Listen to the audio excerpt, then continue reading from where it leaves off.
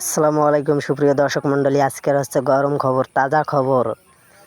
তো এটা হচ্ছে রংপুর বিভাগের ভিতরে সুন্দরগঞ্জ থানার উত্তর পাশে এমন একটা অবস্থা, রাস্তাঘাট পানির, আজকের বৃষ্টির অবস্থা দেখেন, রাস্তাঘাটের কি অবস্থা, মানুষের চলাফেরা করতে অনেক সমস্যা হইতেছে।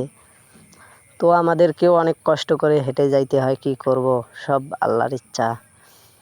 দেখেন পানির কি অবস্থা, আমি সাইকেল নিয়ে গেলাম, রাস্তাঘাটের অবস্থা। আর এটা হচ্ছে তেয়ানির বাজার, তেয়ানি মনিরামপুর। আর দেখেন এখানে রাস্তার কি অবস্থা, আমি সাইকেলে করে কাঁঠাল নিয়ে যাইতেছি, মানে পা ফেলবার মতো কোনো জায়গা নেই। যে দোকানপাট সব দেখেন পানির নিচে। আজকের বৃষ্টি এটা সকাল থেকে দুপুর 2টা পর্যন্ত বৃষ্টি হয়েছে। ভিডিওটা কার কাছে কেমন হয়েছে অবশ্যই কমেন্টে জানাবেন। আর চ্যানেলে নতুন হয়ে থাকলে অবশ্যই চ্যানেলটা সাবস্ক্রাইব করে দেবেন।